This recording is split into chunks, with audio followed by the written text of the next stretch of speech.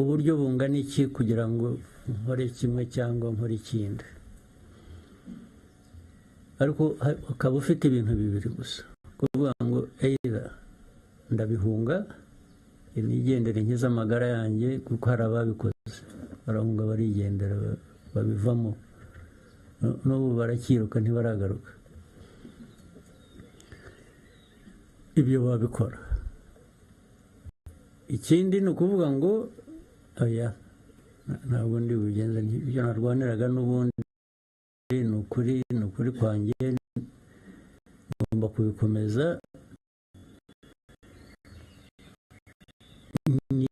nabizera mbizire.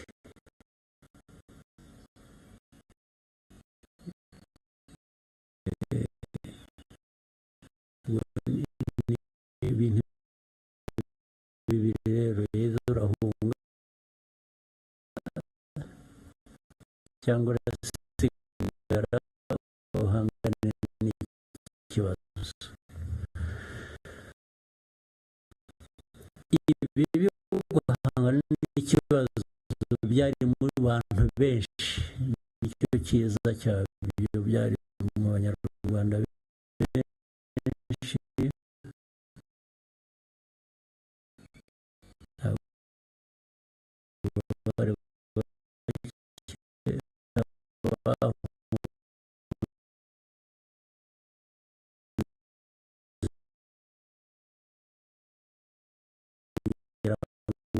Nibo bake kurusha abasigaye,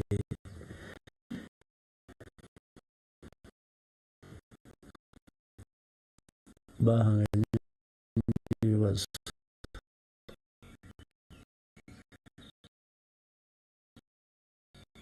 Muri uko guhangana rero n'ibibazo nyine ugomba gukoresha rero ubwenge, noneho gukoresha ubwenge se bahangana n'ibibazo, guhita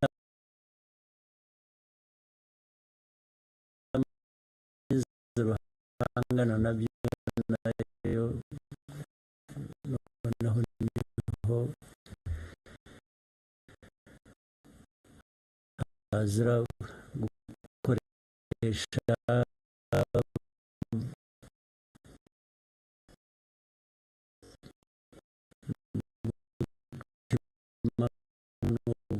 ubwenge, bikaguha icyo gukora bitewe n'icyo ufite n'icyo uzi ku mwanzi,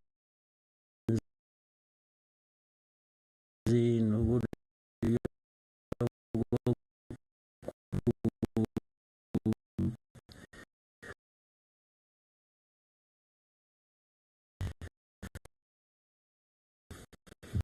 koresha kugira ngo utsinda ari urugamba rumwe hano cyangwa ahandi, cyangwa utsinda urugamba runini rwo kurangiza ikibazo cyose. Nta kindi cyizere, nta kintu cyari gihari cyahunga umuntu uwo ari we wese.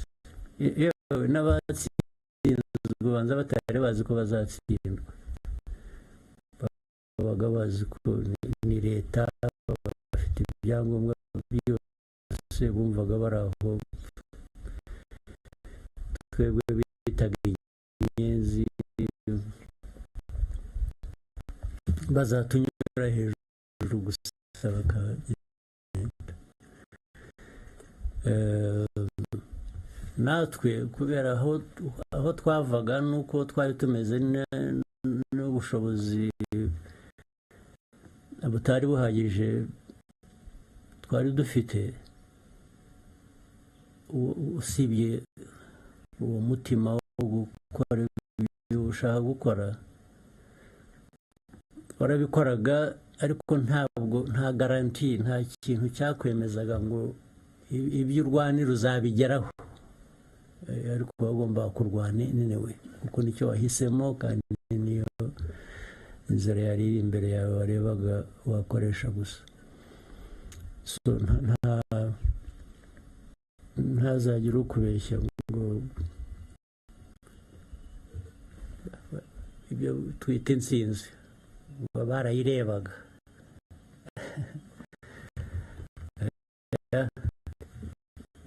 Barayirwaniye bayigeraho, kuba barayirebaga iza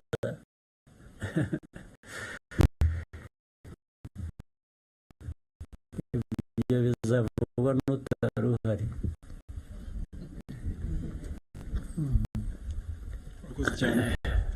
Yes, dufite ikindi kibazo. Dufasha na microphone kuri Eric yashize ukuboko.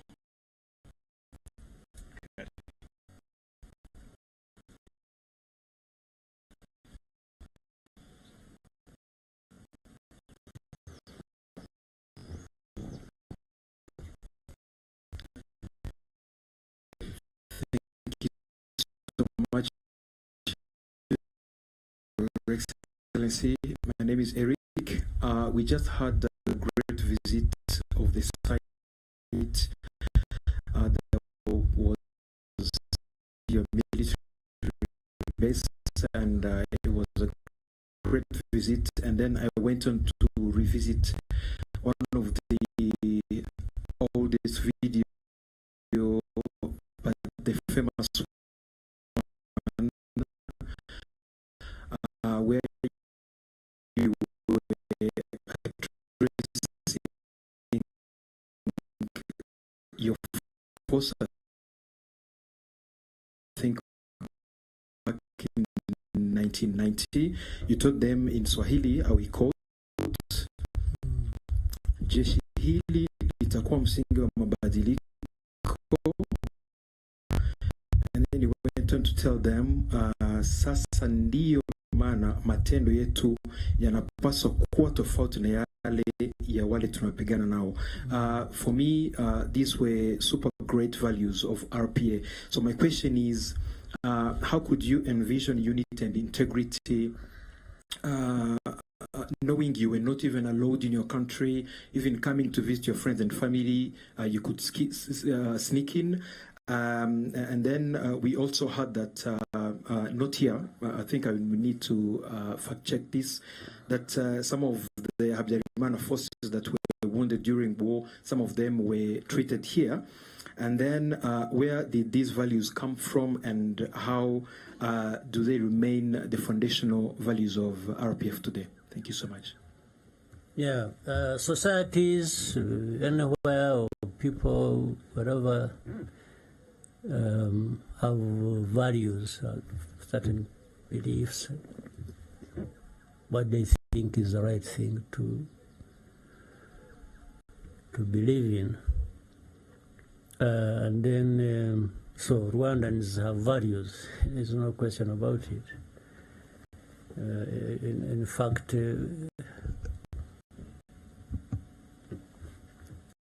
that to an extent explains the problem the world has. In the world, there are some people in some parts of the world who think they are the only ones who have values, and their values must be conformed to by others, which I personally feel insulted by and could not accept, can't accept it. It is not true. There are no people with better values than others. And better, how would you measure that? Better in what sense? So, with the Rwandan values, and even with the effort to try and integrate the values, your own values, with other people's values, so that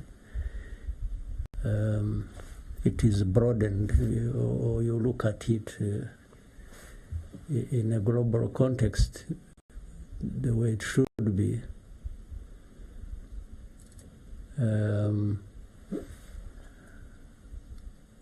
The governance of the country, the politics of the country, ordinarily should reflect the values of that society. So for a long time, in Rwanda, we had our own values even before. Then colonialism, okay, we can talk about that briefly, brought their own values, then gave or distorted the values of Rwandans, and unfortunately Rwandans came to accept the distorted values as their own. What do I mean here? Having a country that is divided on ethnic basis isn't part of the values we should espouse. We shouldn't. But that's what happened.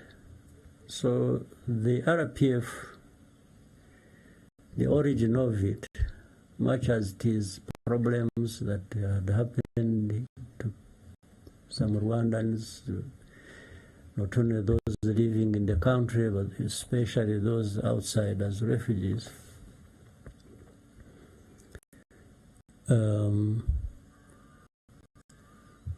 For things to go back to the right order, the politics must be bringing back the unity of the country, so that we are no longer ethnic groups, but rather the integration of that into or by national unity. So that's really how RPF was born. It's the foundation of RPF. So what I was saying to the fighters at that time is clearly narrating to them the story of who we are, or rather reminding them, because I think everyone knew, but people don't always do things based on what they know they should be doing.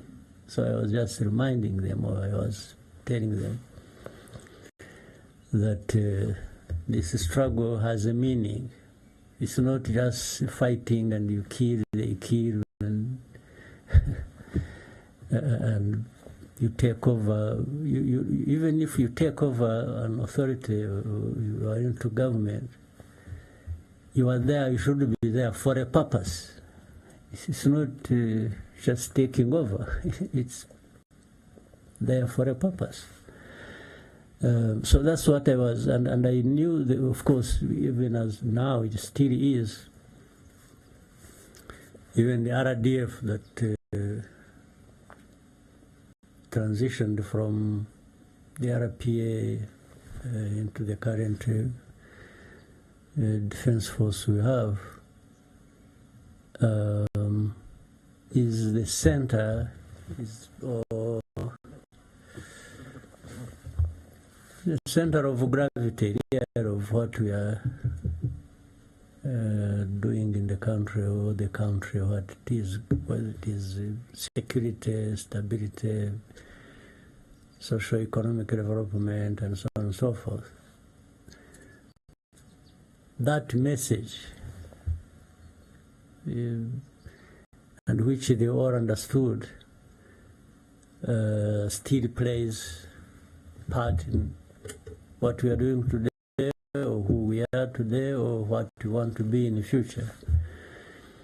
Yes, that differentiation between those who were fighting that later on committed genocide, or some of them had done so actually in many other, you remember this genocides of 60s, of 70s.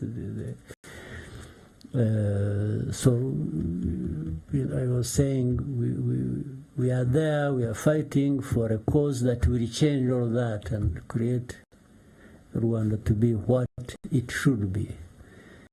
So that is even the message today, even tomorrow.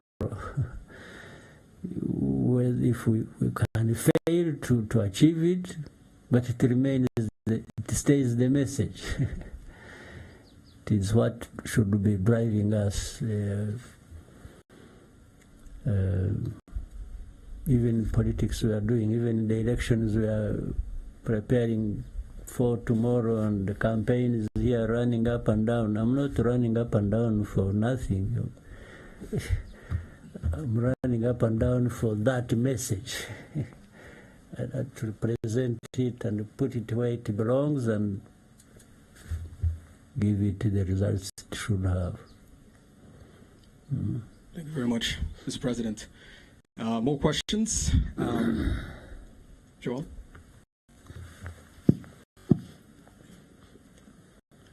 Yes, thank you, Mr. President, Paul Kagame. So my question goes, first of all, my name is Tikule Joel. I'm a content creator and a proud first-time voter. My question is, your name is... So when you were here, you probably were not yet born. Yes. And I'm glad to be voting for the first time. All right. So my question is, your name is one that is known for intentional leadership, but today would like to know, how do you take care of Paul Kagame beyond the official roles that you play? Sorry, let me get your question again. Yes, your name is one that is known for intentional leadership. Yeah. How do you take care of Paul Kagame beyond the official roles that you play? Okay.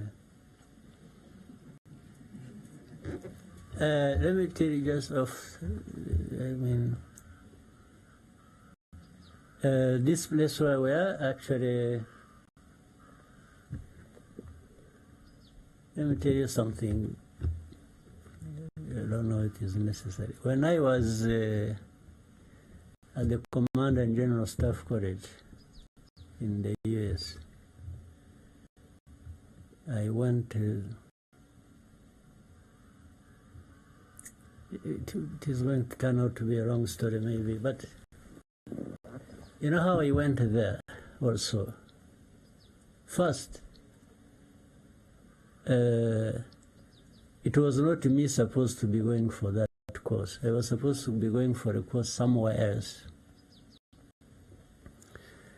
The one who was supposed to be going to the US was Fred Rwigema, to attend that course. Even when I arrived at the course, I had to change the documents. Everything was recorded in Fred Rwigema's name. So we had to change all that into my names.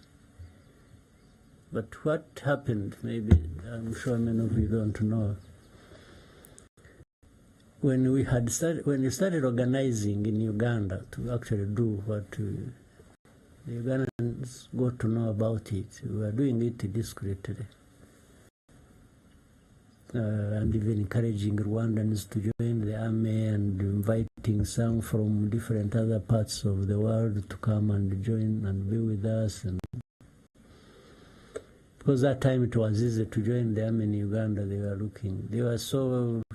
had many groups fighting, so we filled the space. And some of us had the opportunity of being part of the struggle from the beginning, and we are so organizing and bringing people in.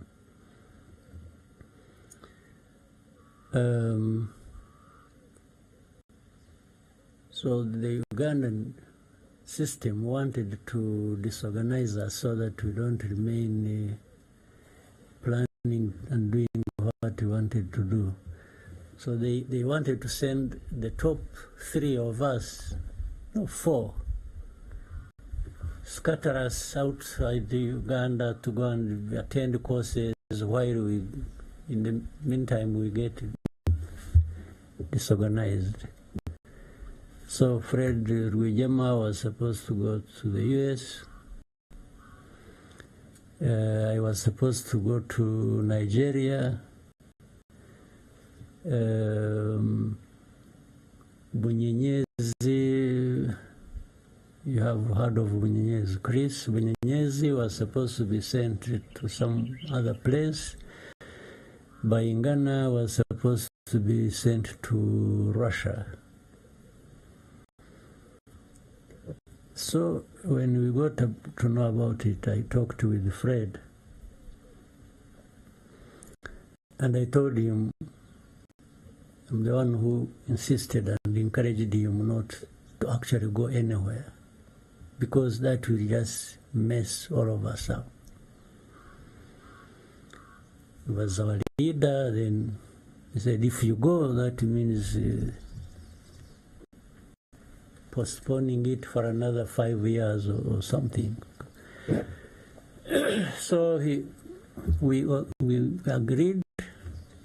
He's actually going to decline, and we tried to create a story of he would tell the authorities so that they understand he's not just objecting to going. And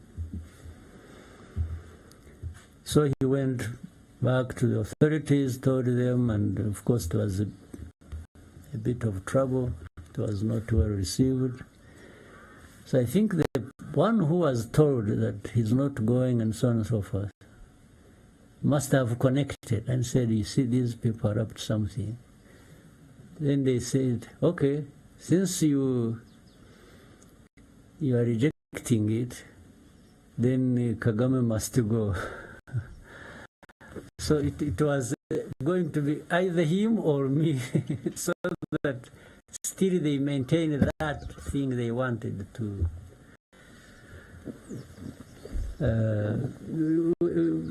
I'm sure they are warning you for time, but let me say we are in charge of time here. Don't worry. So he declined, and they sent me as if to say, okay, if you are going to go, then this one will go, because they never wanted us together. They thought if they got rid of one, they would just create problems for the other. So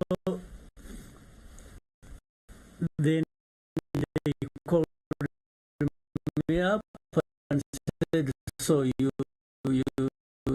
Fred was going, now he has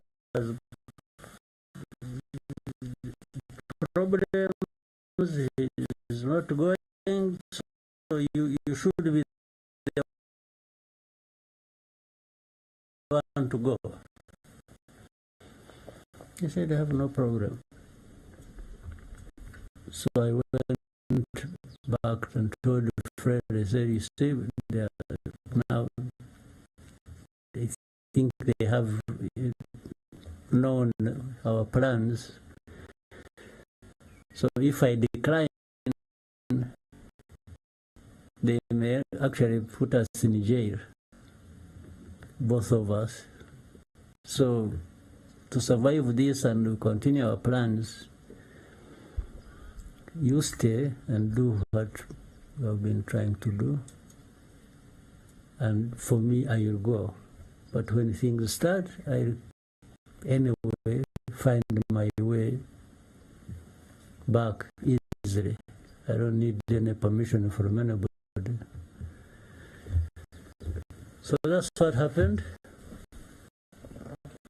When I went for a course, blah, blah, blah, long story short. So later on, my wife, we had just been married. She's here. They must have thrown me out of the honeymoon and, and just and sent to the course. So, but she found me there a few months later. But and that time I'm trying to arrive at a quick thing here, and trying to separate the two Kagames and program 3 or 4, I don't know. But when she found me there, she was already pregnant with her first son, Ivan. And when the point I'm arriving at in 93, actually in 94, just before genocide, he was 3 years old. He was sent to me. I stayed with him in this house somewhere. Is it up here? Yes, it's up here. I stayed with him for a few, maybe a week or less. In fact, when when Habyarimana crashed in the plane, he was here with me. The boy was here with me, and the news came. We were watching football. Where? In one of these houses. Yes. There was an Africa Cup tournament. I remember it was Senegal playing Cameroon, I think, when we were watching here. And somebody came with a message to me that Habyarimana's plane had crashed and there is chaos in Kigali and so on and so forth. So what follows is a different issue. But he was here with me. Now, you can see he was here with me not as a soldier, not as anything, but just as part of the family. So I was trying to reduce the amount of stress I had accumulated by having my son around.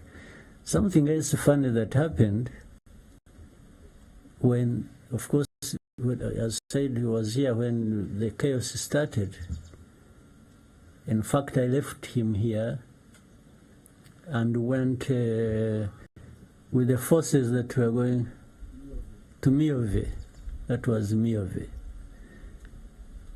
And so I sent a message back. I told the people who had stayed here, I said they should quickly take this kid back across the border and take him back to his mother. You won't believe it, he refused. He refused, he cried, he said, no, you must see me first. It was like, where is my father? Where is he?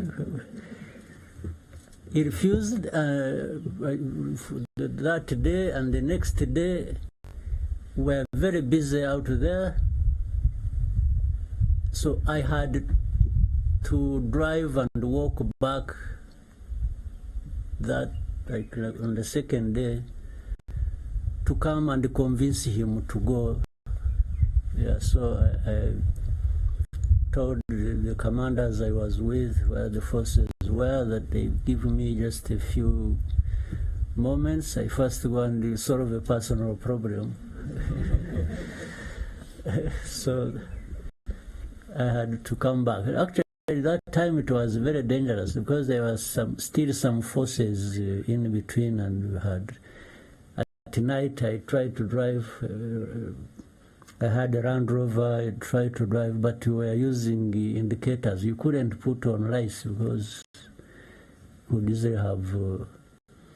So some places we would walk, others I would drive. Then I came back, arrived here around 4:30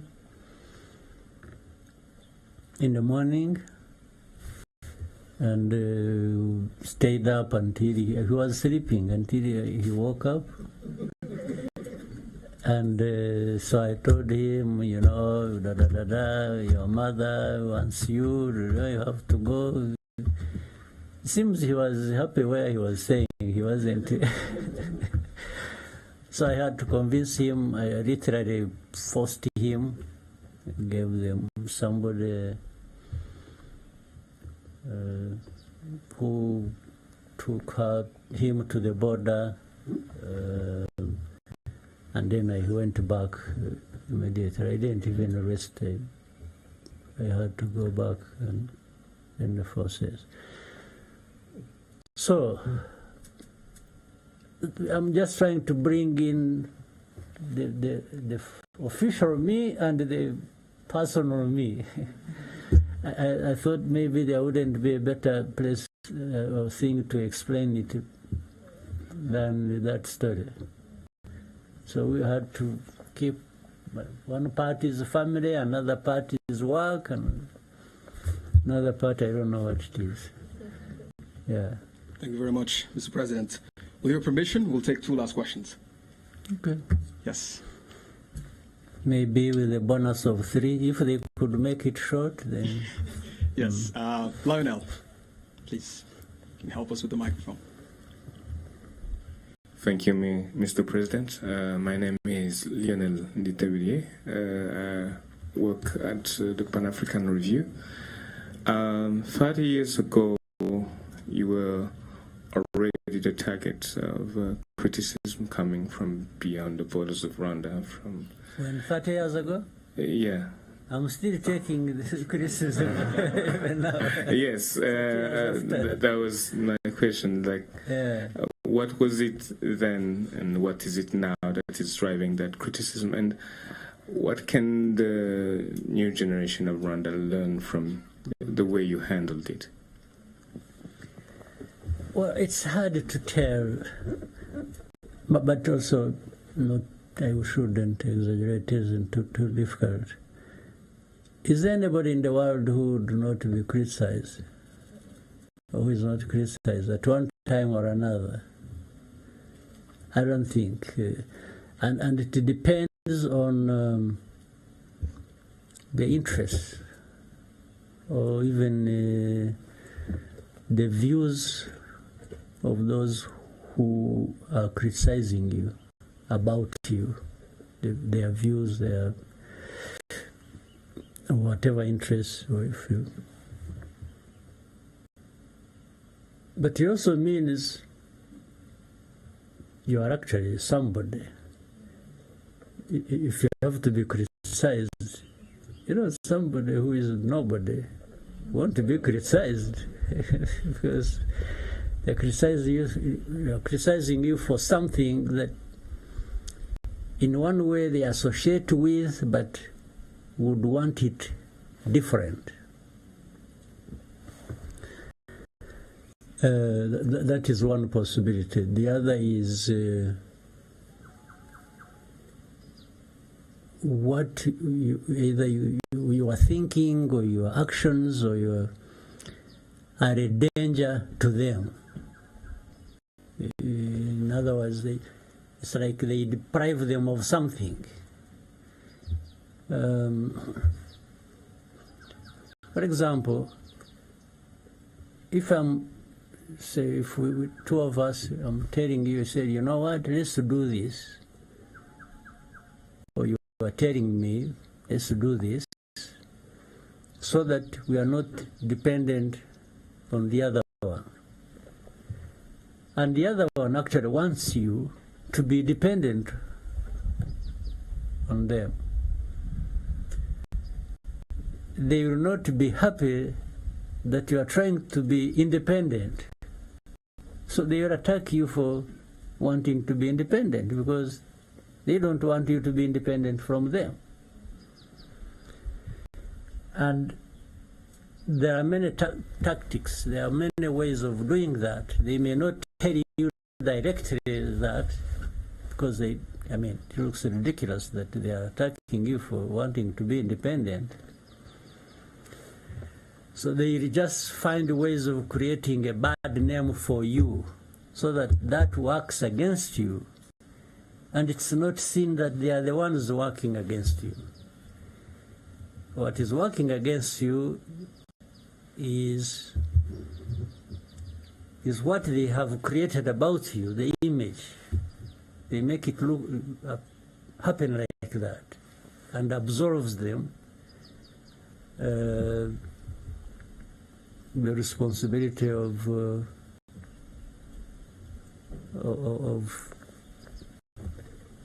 attacking you or criticizing you. So it's like, you see, it's like that. You know, at a higher level, like in our case, you know, we touched a bit of history and said, you know, what has been happening in Rwanda. Let's talk about genocide alone. It happened because the country was divided. You know, the colonial times brought in the kind of politics and shaped Rwanda like that and so on. And then, anyway, ultimately genocide happened.